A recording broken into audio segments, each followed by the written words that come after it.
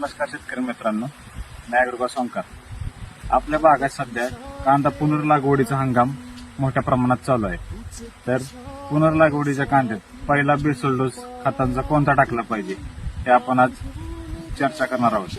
तर एकरी खत कोणतं टाकलं पाहिजे? एकरात DAPच्या 2 गोणे टाकले पाहिजेत, MOPची 1 गोणी टाकली पाहिजे, बेन्सल 10 किलोचं 1 टाकलं पाहिजे आणि मायक्रोरायझा हा 4 किलोचा टाकला पाहिजे. त्याने काय होणार आहे, तर DAP मुळे आपल्या कांद्याच्या पाती त्या मोठ्या प्रमाणात वाढणार आहेत. त्या एक पात म्हणजे एक आपला कांद्याचा पापुद्रा होणार आहे. जेवढ्या पाती वाढतील तेवढा कांद्याचा साईज होणार आहे. आणि MOPनं आपलं काय होणार आहे, MOPनं आपल्या कांद्याची रोगप्रतिकारक शक्ती चांगली वाढणार आहे, ज्याने आपला कांदा रोगांना कमी बळी पडणार आहे.